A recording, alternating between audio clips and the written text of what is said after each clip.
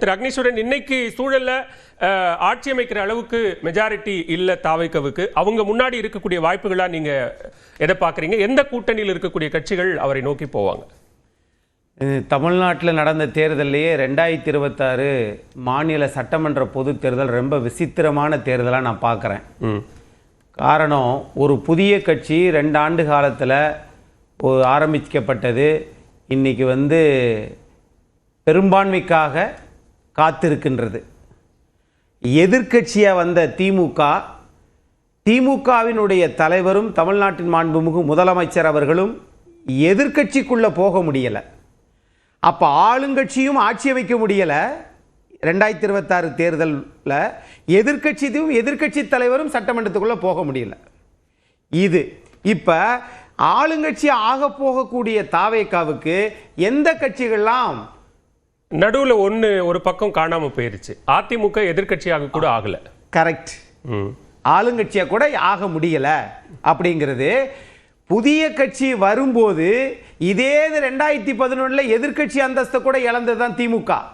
அதே மாதிரி தான் இப்ப இழந்திருக்குது. அதெல்லாம் நம்ம இல்ல. ஆனால் எதிர்க்கட்சி தலைவர் அதிமுகவின் பொதுச் செயலாளர் தன்னுடைய தொகுதியில் 1 லட்சம் வாக்குகள் வித்தியாசத்தில் வெற்றி பெற்றார்.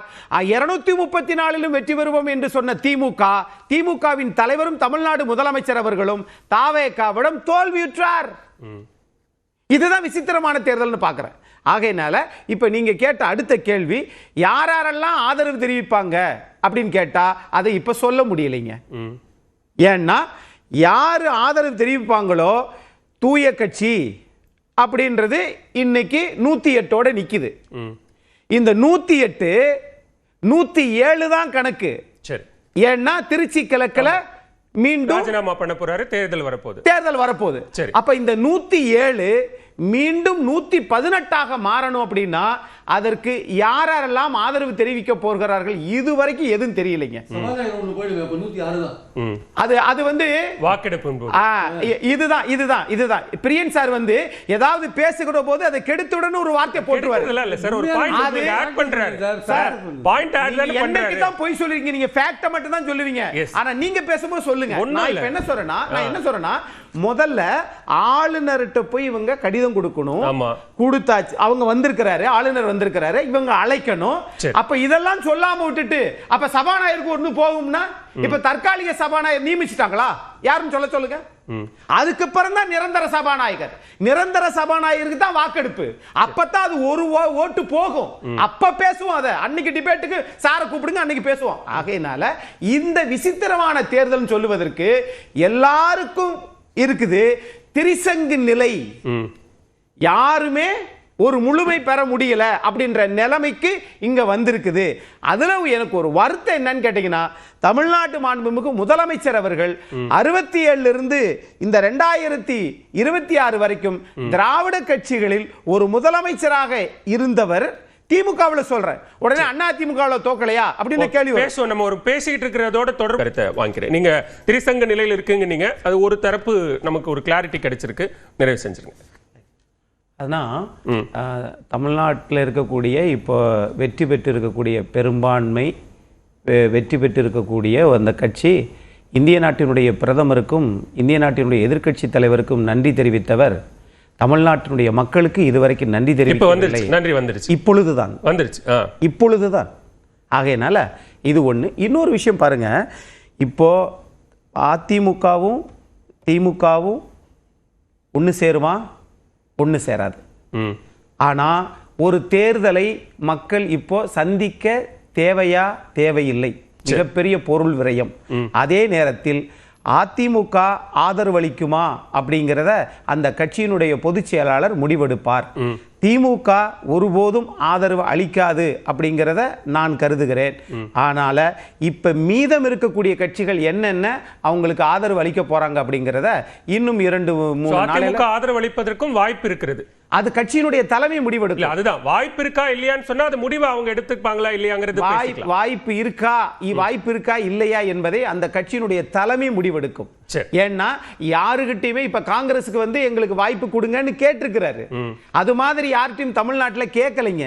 ஆனா கேட்காமலே வாலண்டியரா நாங்க கூட்டம் போட்டு நாங்க ஆதரவு தெரிவிக்க போறோம், அது எங்கள் வீட்டு பிள்ளை, அது வந்து இவருக்கு வந்து எங்களை பத்தி நாங்க நிறைய பேசிக்கிறல திட்டிக்கிறல அப்படிலாம் பேசுறாங்க பாத்தீங்களா, அது இன்னும் வந்து ஒரு மோசமான நிலையை ஒரு போய் விடும் அப்படின்றது என்னுடைய பார்வை. நான் பார்க்கிறேன். முதற்கட்ட கருத்தை எடுத்துக்கிறேன், பேசலாம். திரு லோகேஷ், ஆண்ட கட்சிகள், ஆளும் கட்சி, கூட்டணி கட்சிகள் அப்படின்னு எல்லாரையும் நோக்கி கேள்வி எழுப்பி தேர்தல் களத்தை கண்ட நிலையில இன்னைக்கு பதில் சொல்லக்கூடிய இடத்தை நோக்கி நகர்ந்து இருக்கிறீங்க. உங்க முன்னாடி இருக்கக்கூடிய வாய்ப்புகள் என்ன அப்படின்னு பாக்குறீங்க?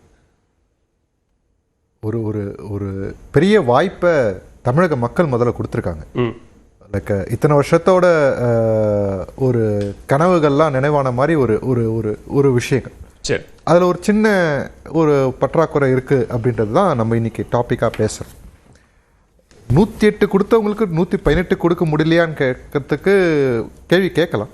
பட் அதுக்கு பின்னாடி நடந்த விஷயங்கள், அது ஏன் நடந்தது அப்படின்றத வந்து நம்ம ஆராயாமல் கடந்து இன்னைக்கு என்ன நம்ம கிட்டே இருக்குன்றதை நம்ம பார்க்க ஆரம்பித்தோம் அப்படின்னா, விஜயண்ணா வந்து மாநாட்டில் சொல்லும் போது, அதாவது விக்கிரவாணி மாநாட்டில் சொல்லும் போது, நம்ம நம்பி வரவங்களுக்கு ஆட்சிலையும் பங்கு அதிகாரத்தையும் பங்கு அப்படின்னு சொல்கிறதுக்கு முன்னாடி ஒரு விஷயம் சொன்னார்.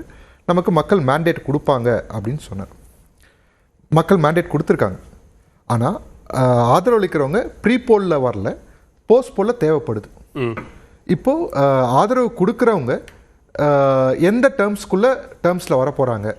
விஜயண்ணா இனிஷியலாக கொடுத்த ஓப்பன் ஆஃபரை பேஸ் பண்ணி வராங்களா, இல்லை திருமான சொன்ன மாதிரி நீங்கள் திரைக்கு மறைவாக பேச வேண்டிய விஷயங்கள் அப்படின்னு திருமான சொன்ன மாதிரி அப்படி வராங்களா அப்படின்னு இருக்குது.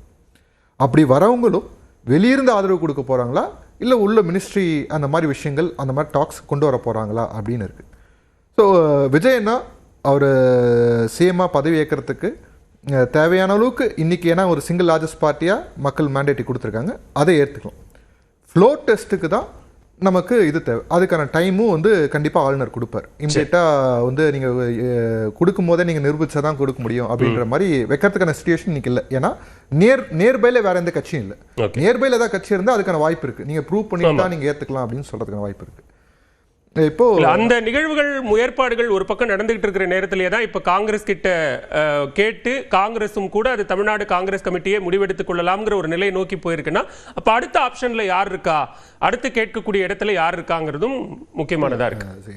இனிஷியல் இருந்தே ஆரம்பத்திலிருந்தே வந்து தாவேக்காக்கு சொல்லுவாங்க கொள்கைகள் இல்லை அப்படின்ற ஒரு பாயிண்ட் ஆஃப் வியூலாம் சொல்லுவாங்க. ஆனா வந்து இடதுசாரிகளோட ஒரு ஒரு பார்வையும் சோஷியலிசம் அந்த இது ரெண்டுத்துலேயும் வந்து ஒரு ஒரு ஒரு அதை பேஸ் பண்ண ஒரு திராவிட இங்கே இருக்கிற அமைப்பு இதை நோக்கி தான் நம்ம போயிட்டு இருக்கோம். அப்படி நம்மளோட அந்த ஒருத்த கருத்தோடு இருக்கிறவங்க கண்டிப்பாக வந்து அதுக்கான டாக்ஸ் நடைபெறும். ஏன்னா இன்னைக்கு என்னதான் திமுக தலைவரை பார்த்துட்டு வந்ததுக்கு அப்புறமும் சொன்ன விஷயம் தான், கூப்பிட்டா அழைப்பு வந்து அதுக்கான விஷயங்கள் டிஸ்கஸ் பண்ணலாம் தான் அவங்க சொல்லியிருக்காங்க. ஓகே, பேக்ரவுண்டில் நடக்கிற விஷயங்கள் பேக்ரவுண்டில் நடக்கட்டும். சரி, மீன்வைல்ல நமக்கு ஒரு விஷயம் கிளாரிட்டியாக தெரியுது, மக்கள் கொடுத்த மேண்டேட்டை நம்ம சரியா பயன்படுத்தணும். சரி, முதற்கட்ட கருத்தாவும் நான் எடுத்துக்கிறேன். திரு பிரியன், இப்ப காங்கிரசிடம் கோரிக்கை வைக்கப்பட்டது, அந்த கோரிக்கையை தேசிய தலைமை பரிசீலித்திருக்கிறது. அது ஏற்கனமா வேண்டாமா அப்படிங்கறத தமிழ்நாட்டு சூழலை அடிப்படையாக வைத்து தமிழ்நாடு காங்கிரஸ் கமிட்டி முடிவு செய்து கொள்ளலாம் அப்படிங்கிற ஒன்றை சொல்லி இருக்கிறாங்க.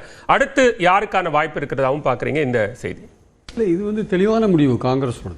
அவங்க ரொம்ப ரொம்ப தீர்மானமான ஸ்டேட்மெண்ட் சொல்கிறாங்க பாருங்க. It is a mandate for secular கவர்மெண்ட்ன்றாங்க. அப்படியே ஷிஃப்ட் பண்ணுறாங்க. திமுக இப்போ மதச்சார்பற்ற அணியில் இருக்காங்க, அப்படியே தாவேக்காவை வந்து செக்யூலர் கவர்மெண்ட்னு சொல்கிறாங்க. தாவேக்காவை செக்யூலர் கவர்மெண்ட்னு ரெக்கக்னைஸ் பண்ணுறாங்க.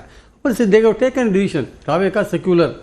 இங்கே திருப்பரங்குன்ற விஷயங்களோ இல்லை கிறிஸ்மஸ் போது கிறிஸ்டியர்கள் தாக்கப்பட்டதோ சர்ச்சி தாக்கப்பட்டதோ அதை பற்றி அப்போ ஒரு என்ன ரியாக்ஷன், தாவேக்காவோட ரியாக்ஷன் என்ன, அதை பற்றிலாம் அவங்க யோசிச்சாங்களா இல்லையான்னு தெரியாது. ஆனால் செக்யூலர் கவர்மெண்ட்டுன்னு காங்கிரஸ் அதை டிசைட் பண்ணிட்டாங்க. அந்த நம்பிக்கைக்கேற்ப பெருவாரியான சிறுபான்மையோர் வந்து ஜோசப் விஜய்க்கு ஓட்டு போட்டிருக்காங்க. அப்போ அவங்க நம்பிக்கைக்கு ஏற்றபடி ஜோசப் விஜய் இருக்க வேண்டிய அவசியம் இருக்கிறத நம்ம பார்க்குறோம். ஆனால் செக்யூலர் கவர்மெண்ட் காங்கிரஸ் சொன்னது ஒரு டிசிஷன். அதுக்கு அடுத்த வார்த்தை முக்கியமான வார்த்தை, keeping the sentiments of the state அப்படின்றாங்க. Keeping the sentiments of the ஸ்டேட்னா சென்டிமெண்ட் என்னன்னா, ஸ்டேட்டோட சென்டிமெண்ட் என்னன்னா தாவே